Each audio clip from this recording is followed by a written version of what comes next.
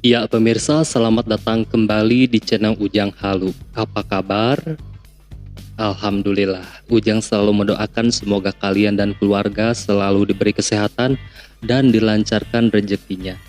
Ujang tuh penasaran sekali dengan sebuah video narasi tentang Pak Ganjar yang diunggah di aplikasi TikTok. Namun sayangnya durasinya pendek-pendek dan akhirnya Ujang menemukan versi fullnya yang bersumber dari akun channel Markop Bicara ya, dengan judul Surat Terbuka untuk Mas Ganjar. Ini narasinya menarik sekali pemirsa, kita harus menonton. Jadi buat kalian yang tertarik untuk menontonnya, mari kita langsung mainkan videonya. Assalamualaikum Mas Ganjar, mohon maaf sebelumnya, saya menulis surat ini untuk mencurahkan isi pikiran saya dan mungkin mewakili sebagian dari pemilih di Indonesia. Perkenalkan, nama saya Warto. Saya adalah peracik kopi di Warkop Bicara. Karena usia kita hanya terpaut 12 tahun, maka izinkan saya panggil Mas Ganjar saja. Sebelumnya saya minta maaf kalau surat saya menyinggung Mas Ganjar. Saya hanya memberikan opini saya sebagai rakyat yang mengamati elit seperti Mas Ganjar. Kalau kita kembali ke tahun 2021, Mas Ganjar ini belum dilirik oleh Ibu Mega sebagai capres. Ibu Mega masih sibuk endorse Mbak Puan, bahkan sampai pasang baliho sayap kepa kebangsaan di seluruh Indonesia. Saya yang kebetulan berada di Indonesia Timur juga melihat baliho ini. Padahal survei elektabilitas waktu itu Mas Ganjar jauh lebih tinggi dari Mbak Puan yang cuma 3% saja. Waktu itu Mas Ganjar galau karena sepertinya tidak dianggap oleh Ibu Mega. Menurut saya wajar Mas Ganjar galau karena melihat survei lebih tinggi. Tapi ini titik awal saya melihat Mas Ganjar ini ambisius dan merasa bisa. Lalu kemana Mas Ganjar berkeluh kesah? Kemana Mas Ganjar mencari nasihat? Pasti ke Pak Jokowi. Pak Jokowi yang membantu Mas Ganjar bisa berkomunikasi dengan Ibu Mega. Pada 2022, Pak Jokowi pidato di depan relawan, mengatakan untuk memilih pemimpin berambut putih dan wajah keriput. Sontak semua orang menganggap Mas Ganjar yang dimaksud oleh Pak Jokowi. Elektabilitas Mas Ganjar langsung melejit di atas 30%. Bahkan banyak relawan Jokowi yang siap mendukung Mas Ganjar saat itu.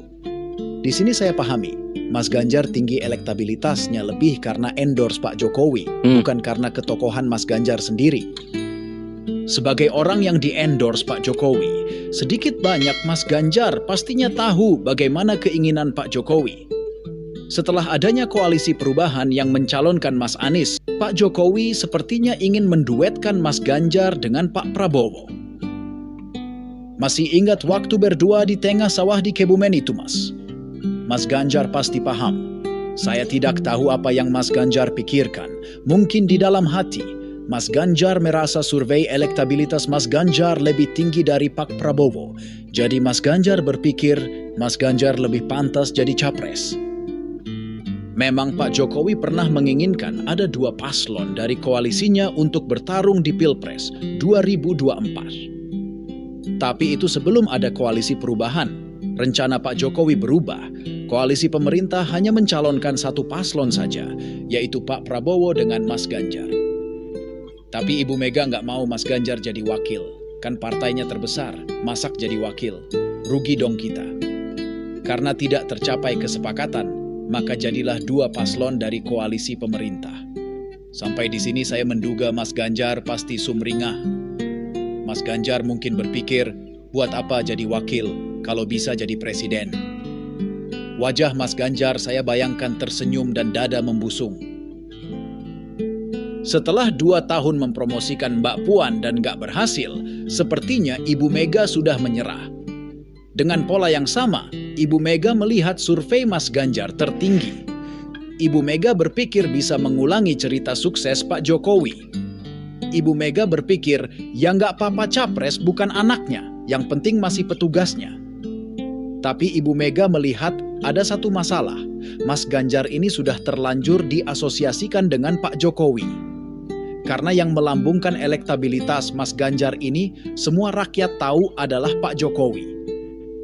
Maka Ibu Mega menawarkan tiket capres dengan syarat harus tunduk mutlak kepada Ibu Mega. Mas Ganjar membuktikan kepatuhan pada Ibu Mega. dengan cara menolak Piala Dunia U20 dengan alasan ada kontingen Israel di kompetisi tersebut.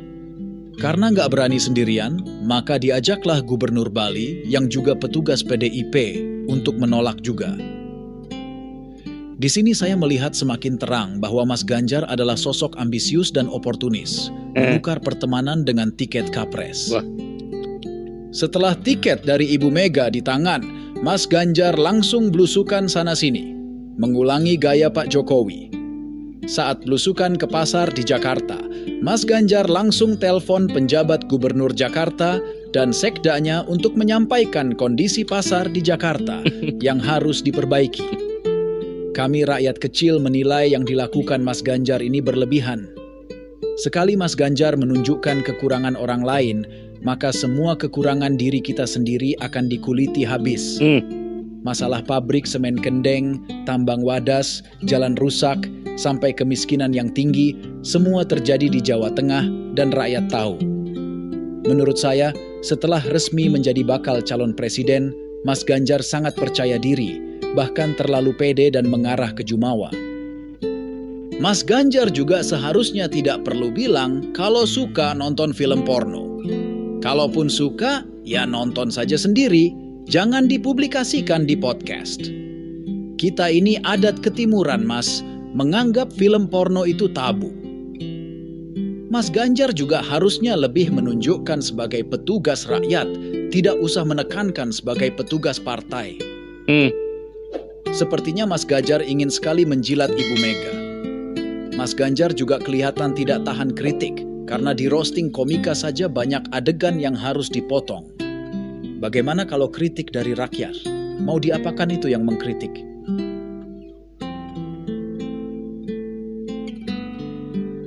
Dan yang paling dungu menurut saya, maaf kata-kata saya kasar, adalah menyebut lulusan terbaik kampus tidak seharusnya menjadi pembawa acara ataupun jurnalis. Mas Ganjar jadi serupa dengan Ibu Mega yang memandang rendah tukang bakso.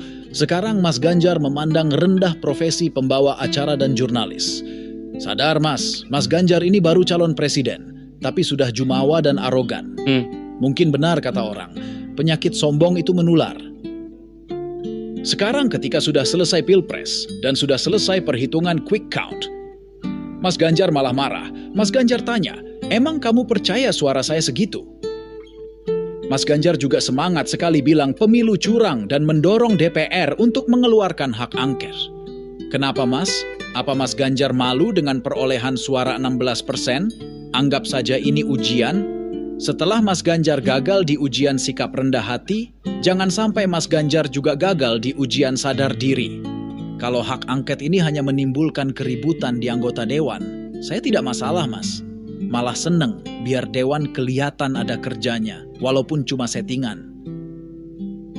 Tapi ingat Mas, efek di masyarakat.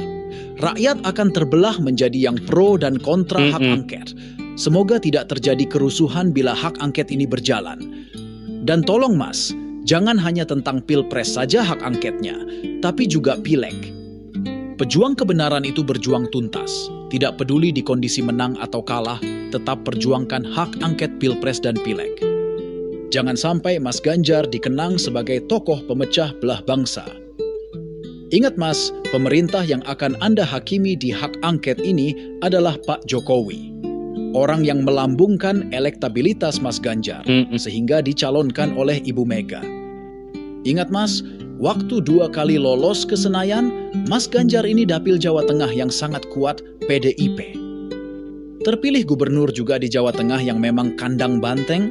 Waktu Pilgub 2013, Mas Ganjar juga cuma dapat 48% di kandang banteng.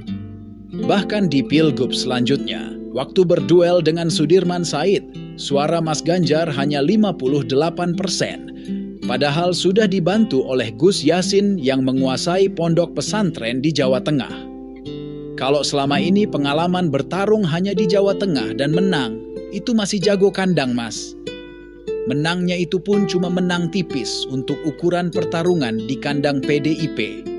Jadi menurut saya, memang Mas Ganjar ini secara personal kadar ketokohannya biasa saja Jawa Tengah, apalagi untuk bertarung di level nasional.